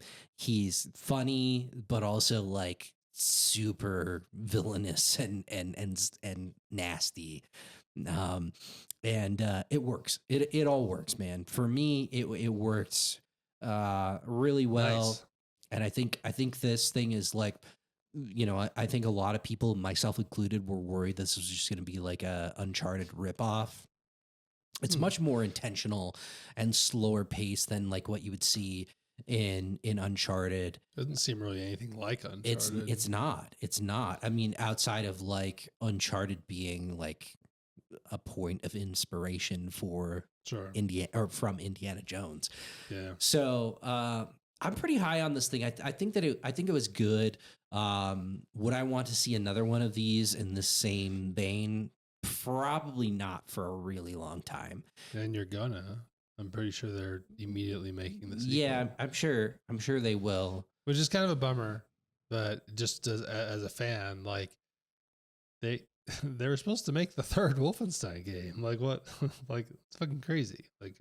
Like whatever. Like you made 2, they were all good. They were great, and then you made the twins, and that jumped it like into the future. It's just kind of crazy that they didn't finish that arc. But I don't. That does not hold a torch to probably what Indiana Jones sales do. So I guess that's just not going to happen, which is too bad. Yeah, yeah, for sure. I mean, this team is very clearly talented and they can do some great stuff. We were supposed to fight Mecha Hitler. That was in the cards. Like everyone knew that's where it was fucking going. I want Godzilla to fight Mecha Hitler. It's But this is worth your time, man. I think you should at least get to Egypt, I would say. How many hours? 30? Yeah, probably 30. Probably 30.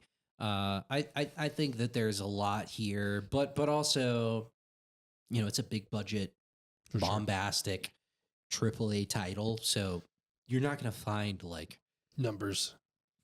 Well, not necessarily numbers and stats, Jared. There's nothing like that here. It's just like a curated experience that is gorgeous. The writing and acting is really good. And like the gameplay is good enough where you're like, okay, yeah. And it gives you enough freedom throughout the duration where you're like, yeah. All right, I'm going to see this through. This would have ended up in your top 10 list? It probably would have been. I mean, not like high, but it probably would have been in the top 10 for sure. So as we move into the next game, this week I was like, am I crazy? Or did Jared not have Destiny 2 on his top 10 list? I didn't.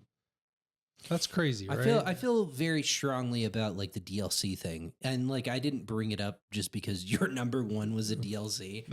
But like for me, you play like 1,000 hours of it. Like yeah, it's great. God damn it. It's great. But like, I just felt like it was not because it was just a DLC. Like if we would have had more long form discussion, it absolutely would have been mentioned. If we would have done like unmentionables, some sort of like cheesy it's topic like that. Because it was one of your best gaming experiences of the year, right? Like that's probably a true statement. I hope you played hundreds of hours of it. I really, really loved the Final Shape. I thought that was a fantastic expansion. Anyway, I was literally like at work, and I was just like, "The fuck." That guy didn't even talk about it. Anyway, I didn't notice it when on the show. I didn't think about it because it wasn't on my list. But All new games. yeah, No expansions. Fucking apparently, Jesus, you do what you want. I was just doing what I wanted. Strict rules over here. The reason I bring it up is because I immediately, and I mentioned I was playing this game on that show, but immediately, basically proceeded to play a JRPG and finish a JRPG, and was like, I would like to redo my list because it's on there somewhere, and I'm not sure exactly where. But probably not number 10, like higher than number 10. And that's like, I've been playing Romancing Saga 2, Revenge of the Seven Heroes. You've been playing it a little bit as well. And, a little bit. A lot of bit. A lot of bit. Yeah. I finished it up at about 60 hours, I believe, something like that. Okay. I'm like 50. This game, for some reason, man, it hooked me in a way that I don't know that a game hooked me maybe in 2024, just as far as just like, I just have to play it like at all moments. I was just like completely invested in it. And I think it's because of the loop and just kind of what I've been gravitating towards and the depth in the combat. But this is a full remake of was it a Super Nintendo game? I believe it's a Super Nintendo game. Super Nintendo game that never came out in the West. And I have no history with the Saga series, so I don't understand the world. I don't understand any of the vocabulary within this game. So that was all fresh. But I was just kind of really overjoyed a little bit to like see. Just, I get that this is not a new game; it's a remake, but it was something fresh to me, a fresh battle system. Might as well be a new game. Yeah, it was just a very fresh idea as to how you kind of level up things and how just it works. And I was saying, like, for a lot of reasons, I was surprised because before I had picked this game up, I'd read about it. You'd mentioned it. I'd gone to immediately, like, I'd gone to the subreddit, kind of like gotten information on it. And it's like, well, you don't have like your characters. You really go through a lot of characters in this game. You go through about 1,000 years or something like that. And you, I think it is like exactly 1,000 years. So your main characters and your immediate supporting cast are really not strong personalities generally across the board. It's more all about the story outside of that, and then the mechanics that this builds upon. And wow, I really, I fucking love how this thing works. Like the combat system is, you form your party. It's like you start with like Gerard, maybe his dad before that, but you start with the dad at the beginning. The dad, and then things go south, and then you're with the son. Spoilers, the dad dies. It's pretty quick, so he's not the main character, but everyone fucking dies in this game. But you then go to the tavern and you just recruit your party, and they are of different classes, and you look at what they're kind of good at, and you kind of just decide, well, what do I want to take? Like, this guy, some healing. This guy is maybe kind of tanky, and you go out there, and then you kind of level those abilities up. It's maybe somewhat similar to a job system, but you are getting experience points for using your abilities. So if you have a spear and you use it at the end of the battle, you're going to get experience for your spear class or your sword and stuff like that. And also your health and your mana pool. Yep. Yeah. Those will always go up. And then whatever you're using will also be slowly upgraded, and you're working on this party. The catch here is that all of your party members have a finite amount of lives. It's called LP in this game. And you might have a character that's just like, yeah, that sorceress lady, if she dies 9 times in battle, it's over. You got to go get a new one. Which that's just generally, that's usually off-putting to me. But once I understood how this worked, it was not, because it's really not a penalty. It is a little bit early on, but like when you get further into it, it's really not. You go get a new character, they might be a little lower, but a lot of those stats have baseline bottoms, like absolute minimums that keep increasing as you play the game.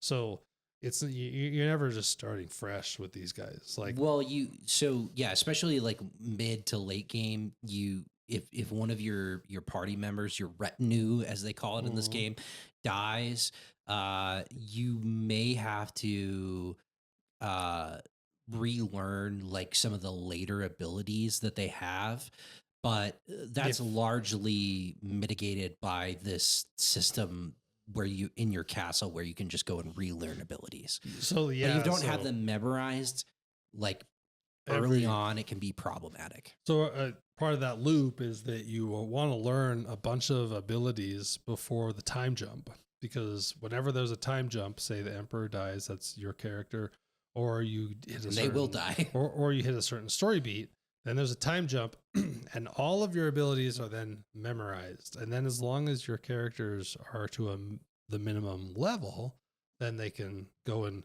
get Fireball 2 and stuff like that. And it's all really compelling as you start and build this out and understand that you don't have to have a perfect build every time. And sometimes you're like, yeah, that guy didn't work out, but I did make some progress over here. It was all fine. And then you really start to find the characters that you gravitate towards. And then every time you have a new emperor, you get a new formation. And formations are pretty important in this game. It's just how your characters line up, but there are certain bosses specifically where some formations are no good. They might have an AoE spell, and you really need to separate out and spread out, and that is really exciting. And as you play through the whole game, you won't get all the formations. You'd have to play it again to try to unlock more of them, but you're always just like, every time you switch emperors, you should be picking a new class, or else you're not getting that new formation, at least for your emperor. Well, and more to the point, you should be picking new class. Like as the game progresses, through story beats, you're going to unlock more and more classes that you can recruit into your retinue, and they all, including your emperor, which your emperor can be any class that is available to you at any given time during the game, which I think is really cool. So there's like a sequence where there are big story beats that will happen, or if you reduce the LP to 0, your emperor will die, and then you have to pick a new emperor. Yep. And the game will basically, it's like a radials like cycle menu. So who the fuck wants to be president? Who wants to be the emperor? And it's randomly generated as far as I can tell, because like it's not going to allow you to just cycle through every single class that you have unlocked, but it prioritizes party members. So if you have so it prioritizes your party classes first, and then there's some extras thrown in. Sure. Okay. Well, and there's also like certain classes that you need to be as the emperor to progress certain side quests and things like that. So it's gonna give you a choice, and you can pick through, maybe 6 or 7 different, choices. But the beauty of this thing is if your emperor dies, or if you get to certain story beats and the time progresses, they are going to absorb all of the ability levels that your previous emperor had. And so you just feel like you're continuing on this lineage, but also maintaining or retaining all of the best parts of your build up to that point. The emperor really ends up with a pretty stacked. Oh my God. When you get to the last emperor, it's just like ungod. At least the way I built my emperor. It's pretty fucking crazy. Just wrecking. And another thing we should talk about is there's a pretty interesting system to unlock abilities. It's called the Glimmer system, and I believe it's in pretty much all Saga games. I've downloaded Saga Frontier. I would like to look at that sometime. I played it. It's not great. Shit. Okay. Well, I don't know. Maybe yeah. I played it like 2 or 3 years ago, like briefly. Sure. And it was just so old school that I played it on the Switch, and I was just like, I can't get into it. It's all wrapped in this Glimmer system, which a lot of weapons, like you'll go to a weapon and it's like, hey, there's essentially glimmers available, which means you need to use that weapon to unlock certain abilities with that spear. And certain weapons, like there will be times where you will not use the spear that does the most damage because there is a spear that you haven't glimmered all the abilities off of. And you will benefit by going back and saying, yeah, I'm doing 10 less damage because I don't know what this thing's going to bring me, but it might be worth it. And a lot of times it's really worth it. There's some good ones out there. So you just keep driving it. And it's kind of an interesting way to say, don't just always use the strongest weapon, like new town, new weapon. Like that's not really how this works. I never did that though. You never did? No. Sweet. But I got like where I'm at. It doesn't matter. I've fine tuned it even without like really messing around with that. I still became a fucking god killer. I absolutely ended up unlocking some stuff that was like, I am glad that I did that to get certain attacks where I was like, fuck yeah. The other interesting thing here is that this game is not, you really don't get your best weapons from stores. It's all through the smithy. Yeah, there are shops and stuff, but sometimes maybe, but generally you are running your empire, getting money, and you're upgrading, and you're doing this little social simulation type thing where you've got like the incantation lab, which is, you know, focused on spells, and the smithy, which is you're gonna be able to make armor out of essentially materials that you're gonna get while you're out there fighting. And that's a pretty satisfying loop. I enjoyed that quite a bit. All of it created this loop for me that just hooked me all around a story that I think was better than I expected going into it, I guess, at least more interesting than I expected. I don't know it's that pretty good. I don't know that it's anything crazy, but it's pretty unique, at least with as you start to learn about what happened to these heroes that you're hunting down and killing. It's pretty interesting, I think. Well, yeah, because the game frames it as like at least early on, they're framing it as like these heroes being heroes that, you know, prevented this like cataclysmic event, and you're thousands of years removed at that point in time when the game starts, where you're kind of piecing together what's going on. There are some like nodes that you can find in major areas that allow you to kind of watch the events of the seven heroes, you know, kind of piecing together why they became enemies rather than like these saviors of this civilization. And I think it works. Like it's pretty tropey and anime centric and heavy, but I think overall, I think it does a good job of kind of explaining why, you know, they kind of are enemies for the main characters in the game. You need to get all those if you haven't. I'm missing the last one. Got them all for the final ending.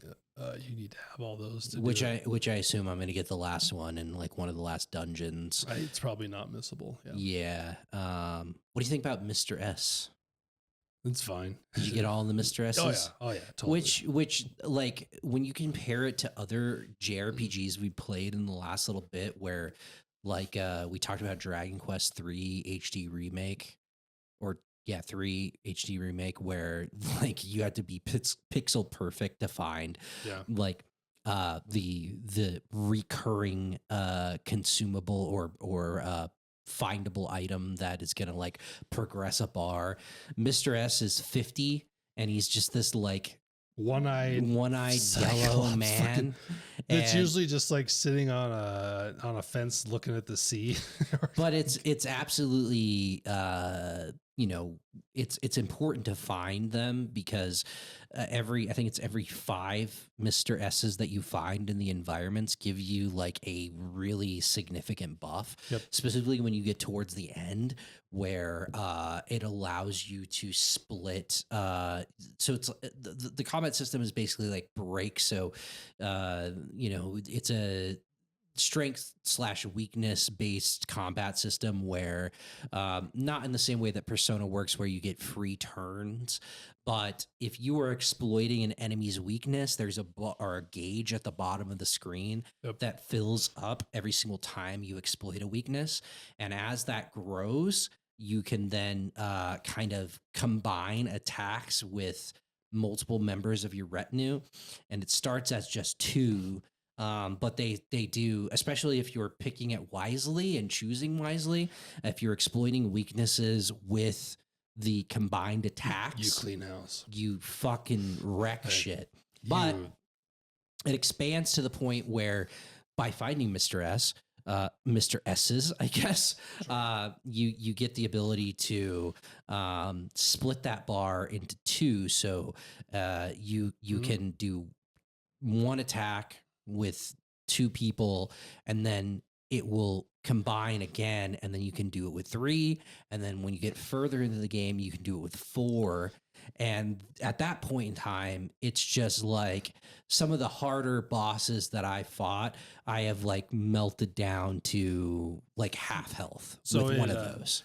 And they build on that. So in the end game, you actually get some abilities in the last hour of the game that make you kind of want to go new game plus it, because you're like, fuck, like you get the 5, like the full team can do the attack, and then you get another ability you can equip that doubles the damage on top of the 2. So it's already doubled. Then it's like four times as much.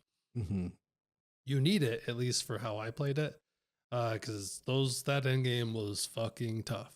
It was really hard. I played it on the normal difficulty, which we were talking a little bit about this. You played on classic, which everything that I read is just like the original balance from the SNES game. It's a motherfucker. Which sounds terrible. It's a motherfucker. It was hard. It required me to think about my build a lot more to make sure to understand what this boss was using and how I was going to take it down. Yeah, I played on normal, and I found most of the game, like especially early on, I was just cruising, like absolutely cruising. When I got into like mid to late game, I found some challenge, and this is one of the brilliant aspects of this game. And I don't know if you really found any of this, but because I kind of hit a hard wall with one boss, I found out that your choices matter in this game. And I think that that's brilliant in its own right. If you do things in a specific manner, depending on wherever you're at in the game, boss fights and enemy encounters are going to change. Oh, yeah. Which is crazy to me. If you killed the narwhal? I killed the narwhal. Oh, you shouldn't have done that. Yeah. I killed the fuck out of the narwhal. Is it Noel or Sir Sub? I don't know what that dude's name, but one of them ends up with other abilities because you killed him, essentially. Bodine. Bodine, or no, it was you're talking about the one in the ocean. Yeah. I didn't have a problem with him. It was Bodine, the airship one with the puppet. That one really, because I was like struggling with it so much that I looked up a guide. Sure. And the fight was completely different.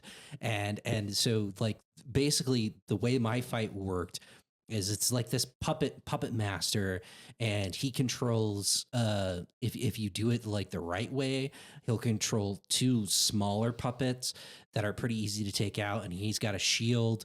You take him to 50%, and then he generates this large puppet that then is really kind of difficult. That dude was tough. The way that my fight worked is the little puppets did not generate at all. He generated the giant puppet with himself at the beginning of the fight, and then that puppet regained 3,000 to 5,000 health per turn. So it was just like this war of attrition, especially the first time I fought him, where I was just like, I can't beat him with the character level that I'm at. So then I had to like let my emperor die, which is the only death of an emperor I took in my playthrough, and then do everything that was like around that, and then go back to him. And then when I went back, I just wrecked. But that's a crazy cool aspect of this game. So my experience was, if you fight, is it Dontarg? I forget what there's some really dumb names in this game, but Dontarg, I believe that's right. But you fight him, and I lost, and it wiped, and literally you fight him in a new place. It built into the story. It's like, yeah, you fucking loser, you're gone. And then he was in a completely different location, and he started a different phase of the fight. It was super cool. Like the amount of like there actually is for people that like to replay games. There's kind of a lot here as far as unique playthroughs because you have a lot of options as far as the order that you take down these heroes. It really just kind of it will kind of point you in a direction, but you do not have to go in that direction. It's free form. You can do whatever you want, and it works shockingly well. Like for how kind of big brained it is, I just was kind of over the moon for the fucking thing. I agree. I think this thing's fantastic. I think it's so fucking good. I've had so much fun playing it, and in the same way that you said that you just like couldn't pull yourself away, I started playing this when I got back from my trip. I have not played anything else since, and I think it's fantastic. I like, and it is so slept on. It's not even funny. Like people in the know. I've seen, some content creators talking about how great it is, but by and large, this thing really has flown under the radar in a pretty significant way.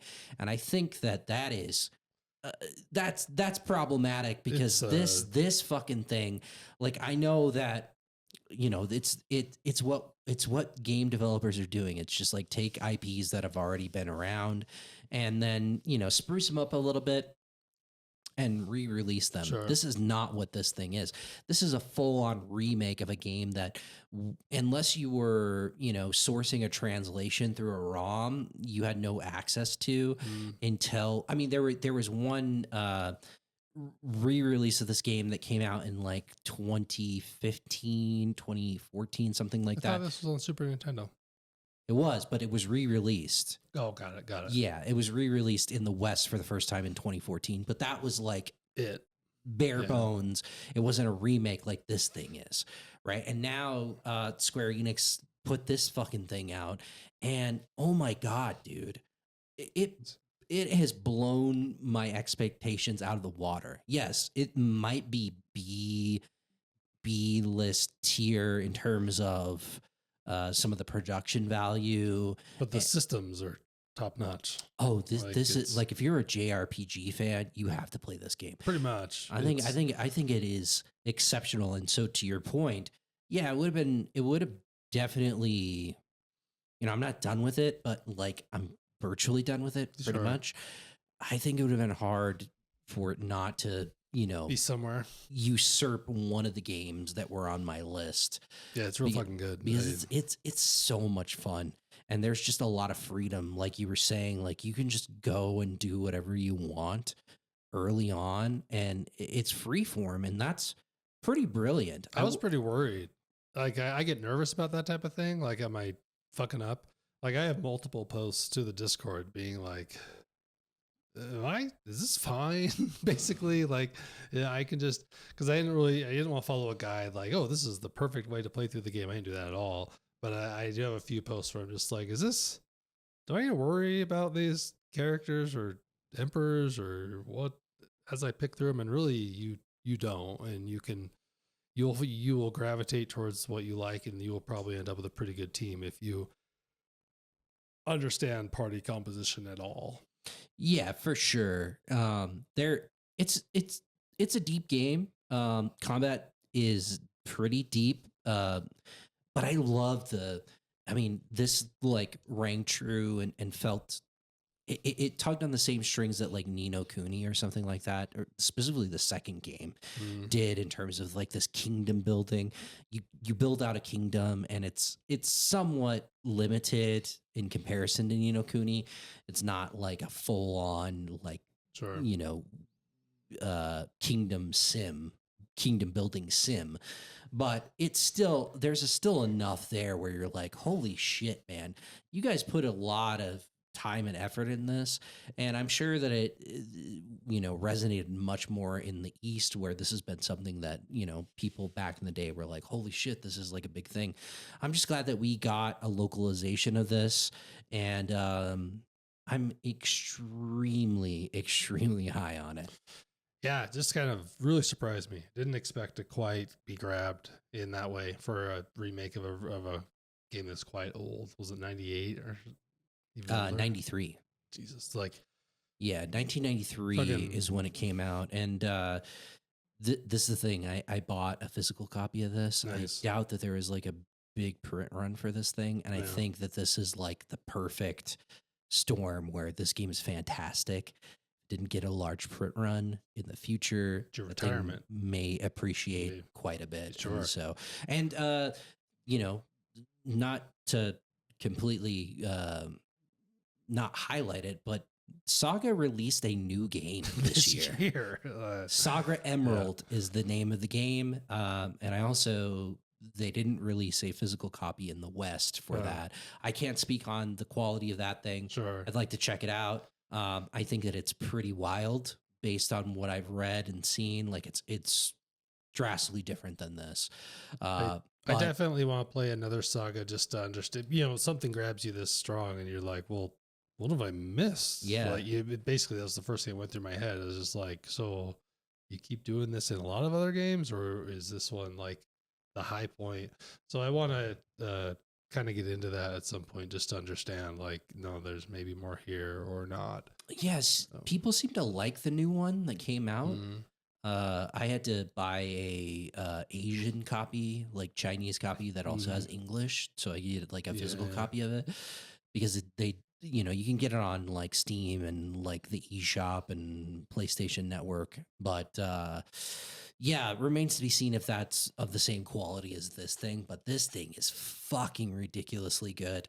I could not believe, like, when you were talking about it, I was just like, damn, I can't believe that he really likes it this much. And now that I put like close to 50 hours into it, like, holy shit, this thing is good. I'm glad I was, because we've had quite a few games where we've landed on the opposite sides. So when I was texting you about it, I was just like, that fucker better like this. No, we really haven't. In the grand scheme of things, we have not had that many. There is like a handful of games that we have differing opinions on. Most of the time, we're pretty lockstep. And when it comes to these like JRPGs like this, I mean, this really is like, if you are a diehard fan of JRPGs, go and buy this game.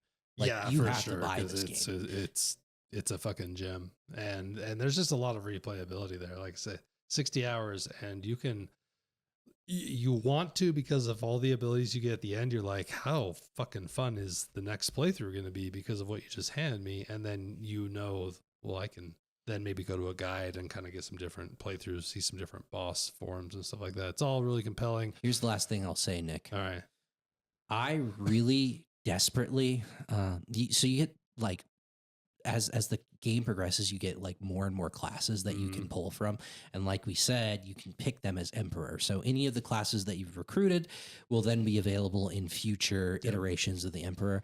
I got a Mole Man. Did you make him Emperor? And I made him Emperor. And then I went to this volcano in Japan. It's pretty much Japan, pretty much.